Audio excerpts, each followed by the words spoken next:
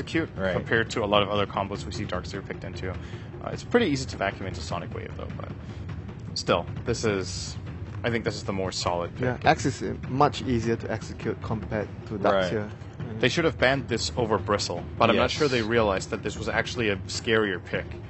Yeah, I would agree. I think X is much scarier than Bristle. Yeah, knowing that you had the Dazzle. I don't know why Bristle deals with the Brute, but it doesn't deal with the Shadow Grave. But X deals with both.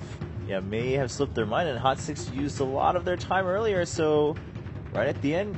Okay. Yet to get a win in TI. Is this the first pick? 0-3. Invoker? No, he's 0-3. 0-3. Yeah. Okay, we haven't seen him on the mainstream yet, so this is a little bit exciting for us sitting out here. But so now, I mean, we've had a couple twists and turns. How are things looking now with the Brood and then the Axe to counter the Brood and the Grave and the Invoker coming out for Hot 6? I'm not sure where the Invoker is going, Quaswax or Exort, because Exort would be really good with the Brood. You can easily do Roshan and stuff. Quaswax would provide, their lineup is missing a lot of disable, like a lot of control. So Quaswax would actually help with that in regard and deal with like the Axe pretty well, like all these heroes, all these strength heroes and Tusk, they really need their mana. So, but then again, Snowball can deal with the EMP as well if you time it right. It's pretty easy because you have a lot of ample time to actually cast a Snowball. EMP takes like 2.5 seconds to go off. Now, what about, well, I guess the game is about to go in, but the Axe, is that something that's going to be a huge trouble for Hot 6? Yes.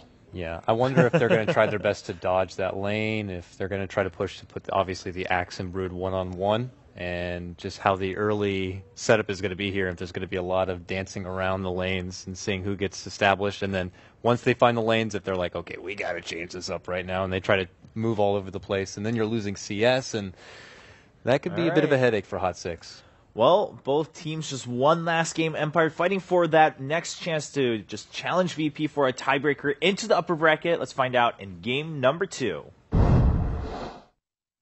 We'll see how Yoku's able to deal with it, but I'm sure they would have picked the Yoku Axe because they feel they can deal with the Brood. That is a direct pick against that Brood because Empire feel confident to deal with it. And this is going to be a very exciting game, and of course for anyone joining us, I'm sure you've already heard it from the panel, but Empire of course needing to win this game to have a chance at ending up in the top half of the groups, and therefore making it forward to the upper bracket stage at the main event. If they win this game, they will then have to go head-to-head against Virtus Pro to fight off in a best-of-1 for that final 4th position to secure them the upper bracket. But they do, of course, need to win this one. Let's see what MVP can do to try and stop it. I'm looking forward to seeing the Invoker. I'm looking forward to see the Axe as well.